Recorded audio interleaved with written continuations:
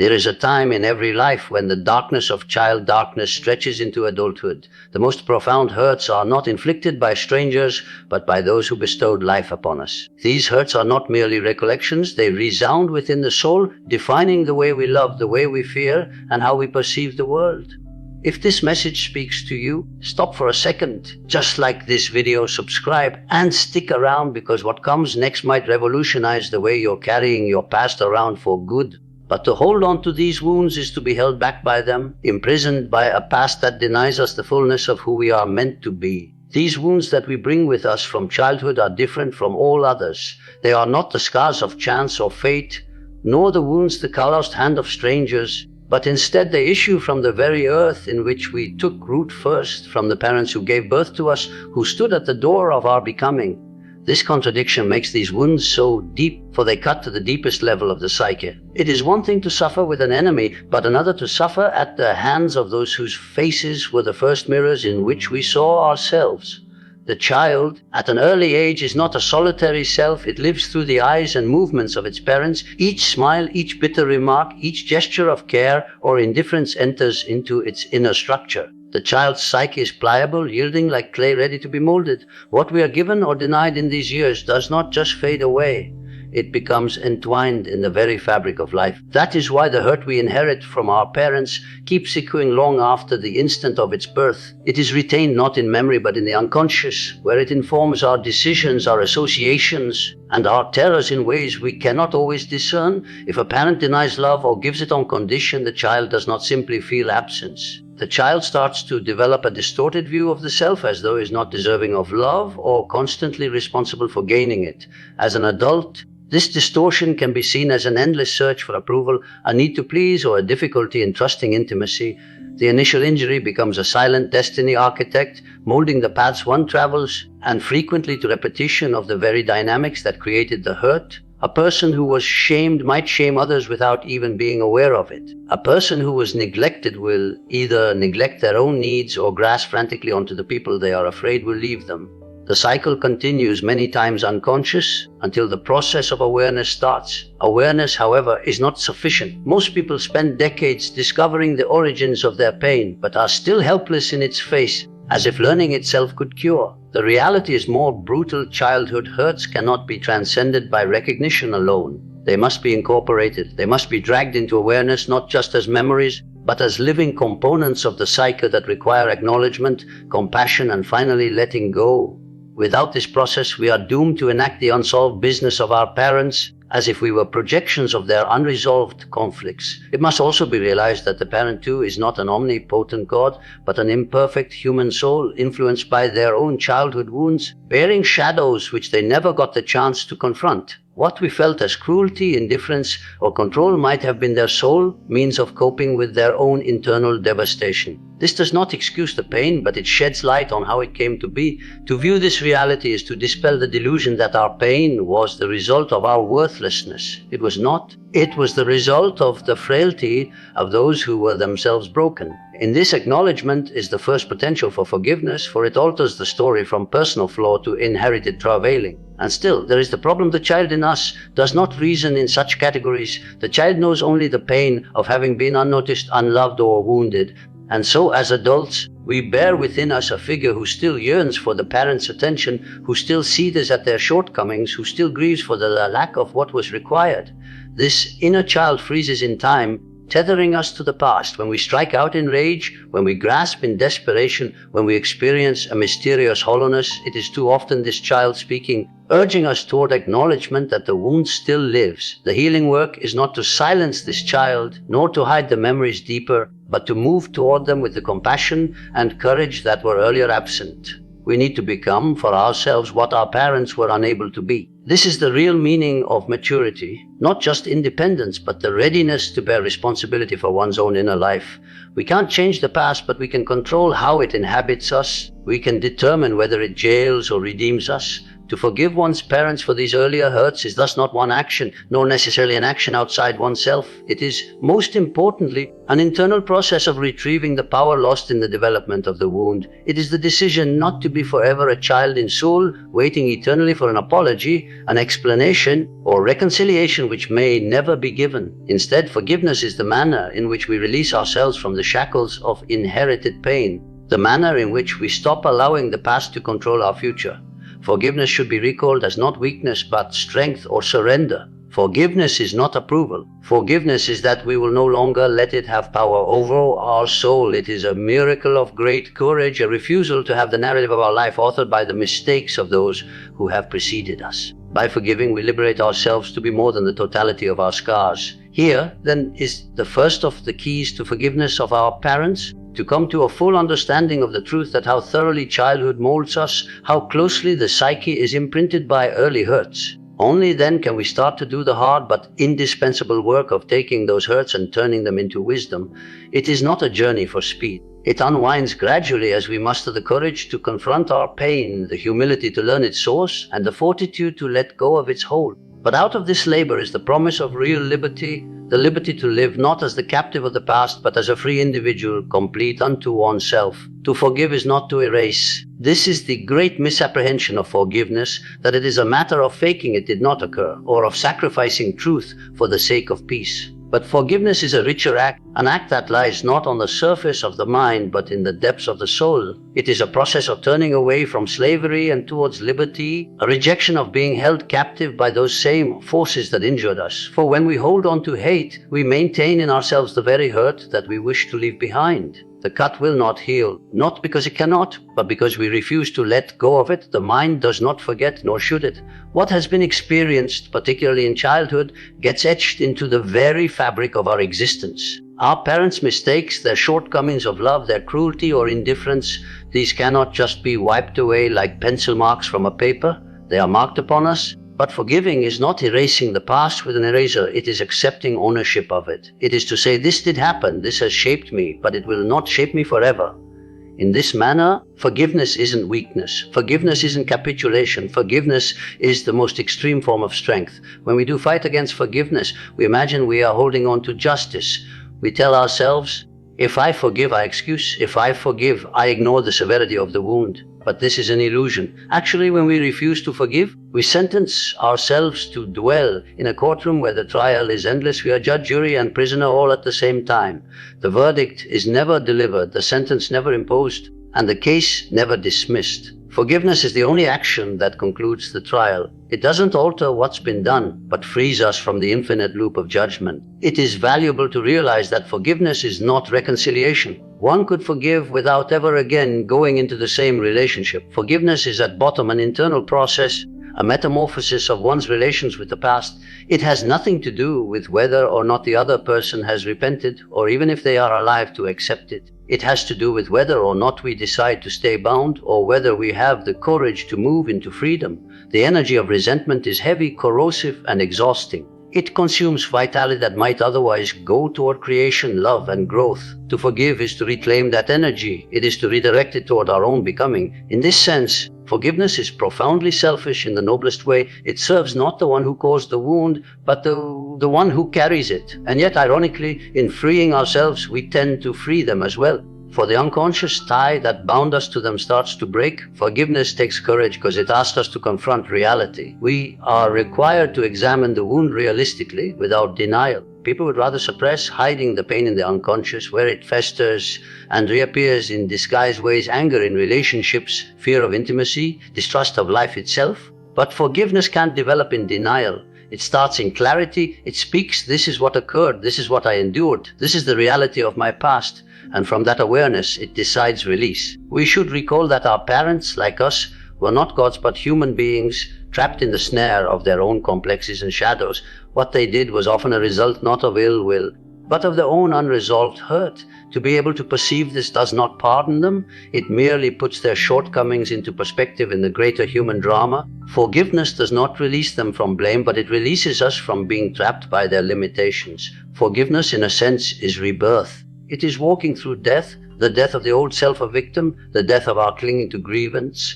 Resurrected instead is a self that is lighter, freer, more loving, and love ultimately is not sentiment but the capacity to engage in life fully, to accept it with all its contradictions.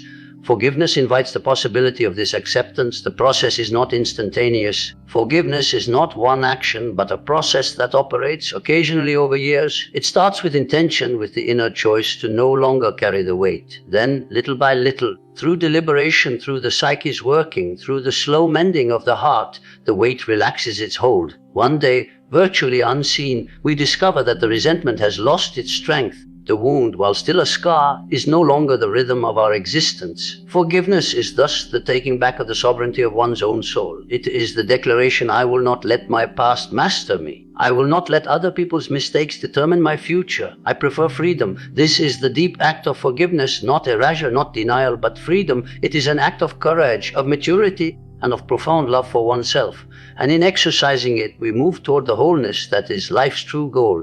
Each human being comes into this world through the portal of parents, and in this legacy, we are given not merely life, but also the weight of their unfulfilled battles. To hold the idea that parents are gods, all-knowing and without error, is the fantasy of childhood. As we grow up, we confront the bitter realization that they too were flawed beings, bent by the forces of history, culture, and family that operated outside their power. What we sometimes refer to as wounds done to us are, in a sense, the unseen reenactment of wounds they themselves bore, passed on without words through the generations. It is essential to understand that no person creates themselves in isolation.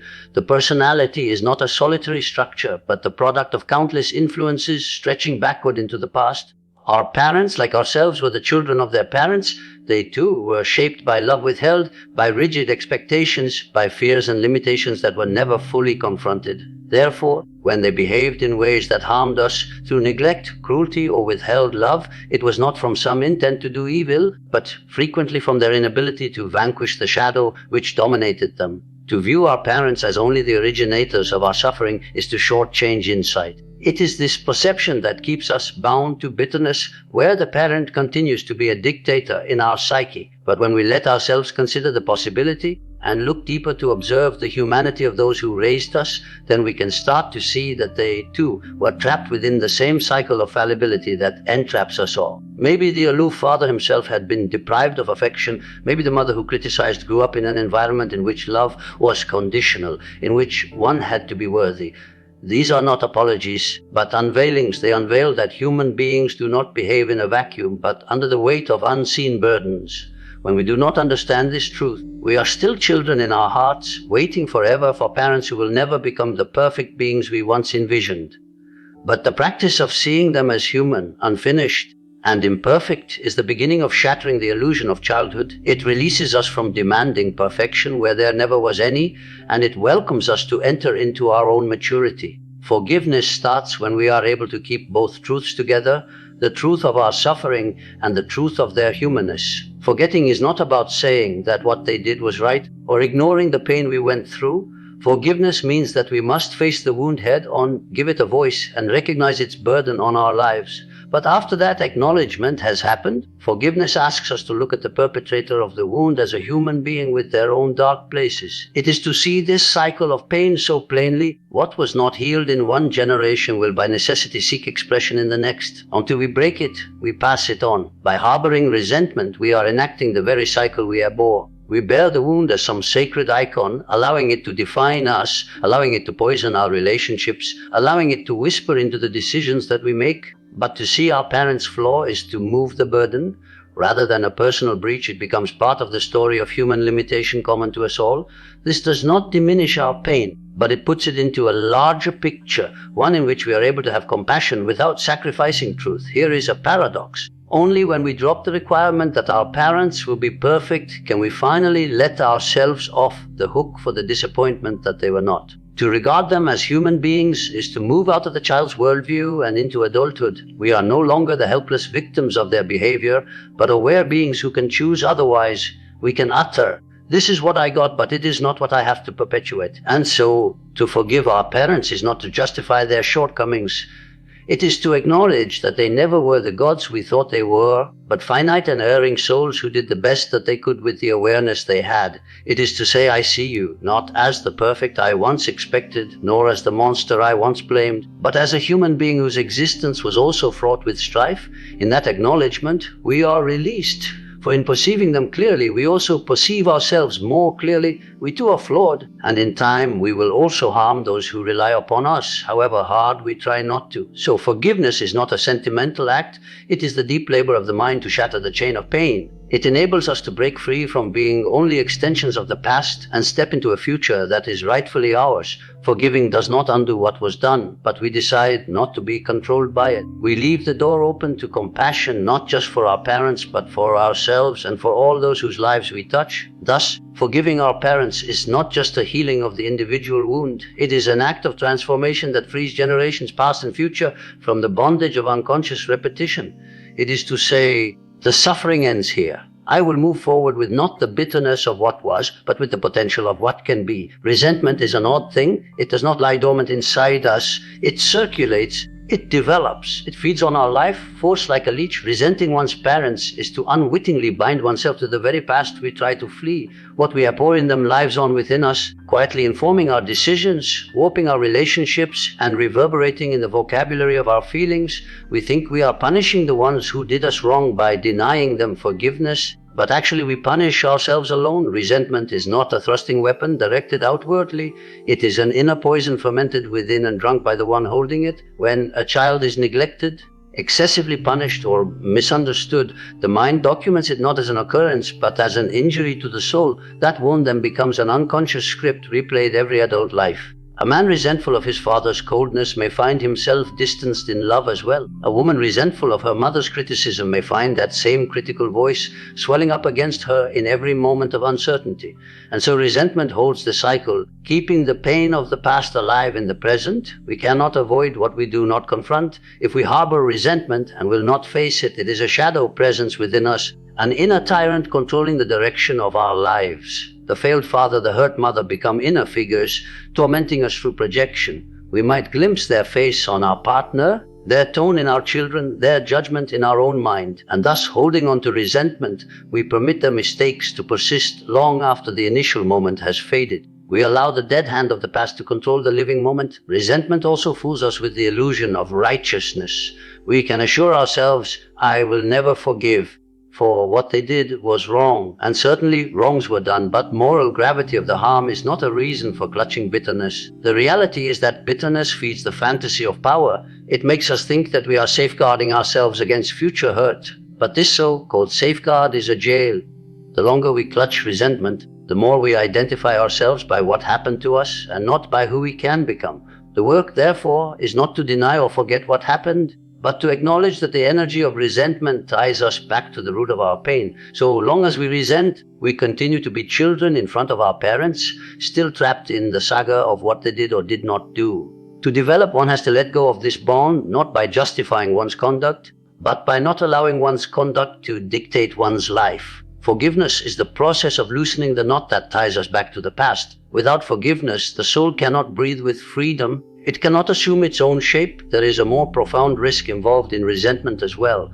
It makes us oblivious to our own role in life cycles. When we hold on to anger, we outside ourselves the cause of all our pain, as if our parents forever control who we are. But to live, one must take back responsibility for the self. Forgiveness is not merely a present we give to those who hurt us. It is a taking back of our own power. It is a vow, I will not have your errors define the course of my life.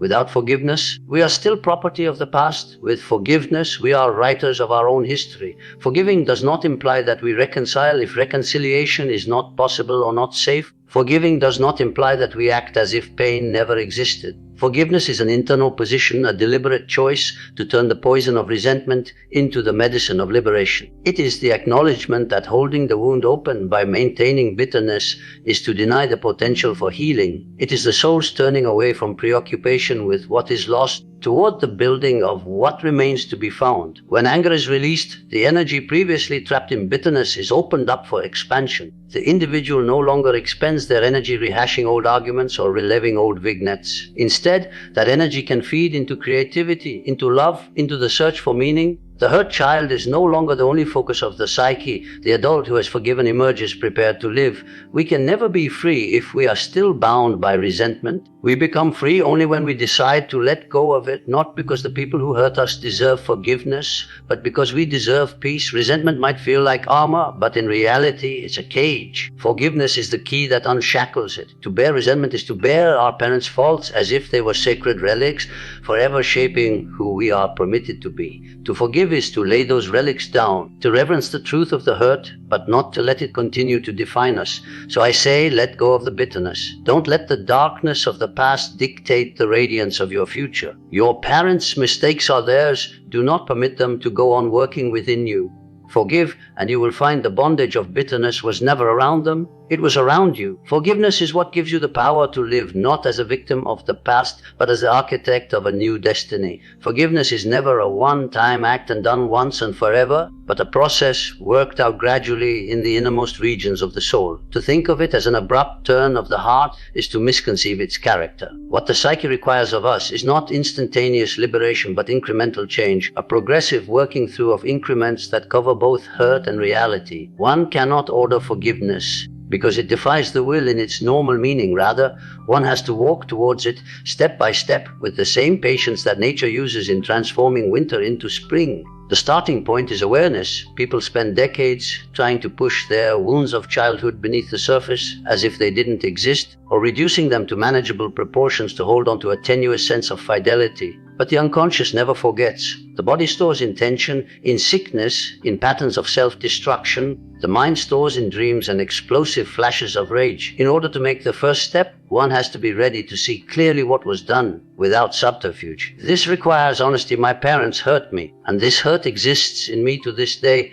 It is not ingratitude to admit suffering. It is not unfaithfulness to acknowledge that those who loved us hurt us as well. It is merely truth, and truth is the ground where healing takes root. The second phase is comprehension. This does not imply justifying what was done, nor does it heal the hurt. It means expanding one's eyes to see the humanity of the people who inflicted the hurt. Our own parents were themselves caught up in the tides of their own incomplete stories. They bore wounds from their parents, who bore theirs. To observe this chain is to realize they were not so much the lone victims of malevolent design as inheritors of a huge field of unconscious patterns. By understanding this, we start to free ourselves from the personal hold of the wound. What they did to us does not go away, but it stops looking like a single act of cruelty and starts showing itself as part of a grand tragedy, the passing down of unhealed wounds from generation to generation. But even comprehension is not the end. One can comprehend the causes of a parent's failure and still be resentful. In order to proceed, there has to be a willed release, an interior assertion that one will no longer permit the wound to dictate the future. This is maybe the most difficult step, because the psyche resists shedding its wounds. They are a part of who we are. We come to identify with them. The victim mentality is strong, for it gives us a feeling of moral righteousness and an answer for our troubles. Forgiveness is, in a way, leaving this stance behind. It is to take the risk of entering freedom, and freedom is often more terrifying than slavery. This release does not occur in a single moment. It is tested again and again. Each time the old memories rise to the surface, one must reaffirm the decision not to remain chained. Forgiveness is like the slow wearing away of stone by water. At first, nothing seems to change, but over time, the hardest places yield and the path becomes clear. In this process, the wounding inner child pinned at the time of wounding slowly starts to melt. That child may have waited for years for an apology that never appeared, or yearned for a recognition that never emerged. Forgiveness is not waiting anymore. It is going forward and giving that child liberty. One says to herself inwardly, "You have waited long enough. You deserve to grow, to live, to love free from these shackles." Forgiving is an act of parenting oneself, a gift to the hurt inner child of care and release that one never received. In forgiving, one is not condoning. The difference is essential. To condone is to say the harm was acceptable. To forgive is to say that the harm will not dictate my destiny. One honors the truth of the wound, but chooses not to be ruled by it. This choice is an act of sovereignty, a reclaiming of the soul from the grip of the past. Forgiveness, therefore, is not something the parent receives. Forgiveness is something the self receives. Forgiveness is something that frees one to end the cycle, to decline the unconscious legacy, and to stand on one's own as an individual, no longer locked into repeating the same dynamics within one's own life. One does not just heal oneself, one alters the inheritance that otherwise would go on. What once was darkness becomes light, what once was burden becomes wisdom. So forgiveness is the process we use to leave bondage and enter freedom, unconscious repetition and become conscious creation. It is not fast and it is not easy, but it is the only way in which the wounded child develops into mature self. And although it may take years, every action towards forgiveness is an action towards life. The child within us is the most vulnerable but the most resilient part of our own essence. It bears not only the purity of our first years, but also the traces of each unhealed wound. When the child is betrayed, abandoned, or misinterpreted, it does not perish with time.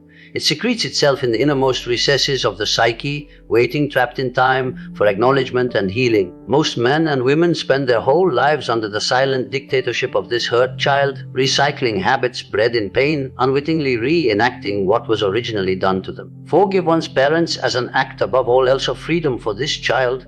It is the awareness that the past does not have to imprison us, and that the real work of life is to allow the inner child liberty to grow up to its full maturity. This liberty, however, is not cheap. The child within us holds on to its hurt with tenacious devotion. For after all, the hurt often belongs to our very sense of self. Who am I outside of my tale of woe? This is the hidden question that lingers under resentment. There are many who would hold on to the worn fetters of pain rather than take the risk of entering the unknown territory of forgiveness, for pain, albeit weighty, is familiar, while liberty requires bravery. To deny forgiveness, however, means leaving the child in the dark, destined to remain stuck forever in the instant of betrayal. The journey toward forgiveness asks us to face the truth head on. Our parents were not gods, but human and flawed.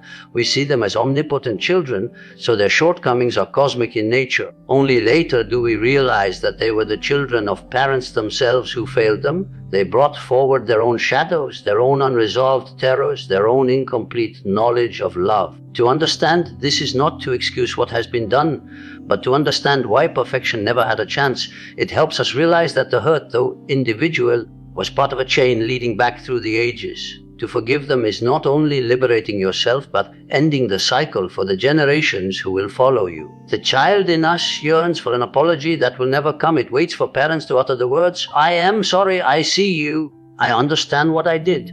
But so many die without ever waking to this sense of knowing. If we are stuck on waiting for that apology, we sentence ourselves to a waiting room of life, sitting immobile while the years tick by. Forgiveness is leaving that room. It is speaking to the inner child, "You don't have to wait any longer. I will provide you with what you have always wanted." Validation, love, and release. Forgiveness in this sense is an act of self-parenting. It is the turning point when we become the keeper of our own soul, providing the compassion and care that was previously withheld. The hurt child emerges in many forms. It appears in our rage, in our suspicion of others, in our dread of love. It tells us in our ear that we are not worthy, that love will always hurt us, that happiness is ephemeral. With each time we listen to these whispers, we trap the child in its jail. But when we start to forgive, something magical occurs. The child starts to develop.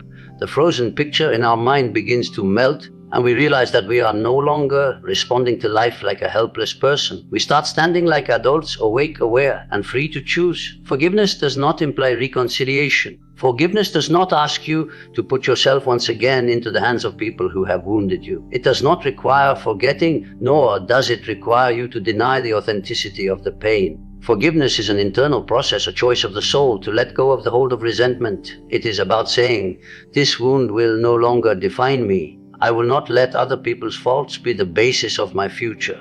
In this way, forgiveness is a statement of strength, a recovery lost. Forgiving our parents means we do something very powerful. We finish the loop of unresolved business. We permit the child to finally emerge from the shadows and step into maturity's light. The energy once bound up in resentment is now open for creativity, for love, for work of substance. Our relationships are no longer haunted by ghosts of childhood. We no longer punish our partners, our children, and ourselves for what others did a lifetime ago. Instead, we stand in the present as whole human beings, no longer broken by the past. And so the work is plain. Do not leave the child in you to the entire life awaiting. Do not allow the tale of pain to be the last word of your life. Take the child by the hand, admit the pain, and then release it gently. In forgiving your parents, you are not granting them power, you are taking it back. You are shattering the prison of the past and entering into the sovereignty of your own soul. And then alone can you live, not as the echo of someone else's errors, but as the author of your own destiny.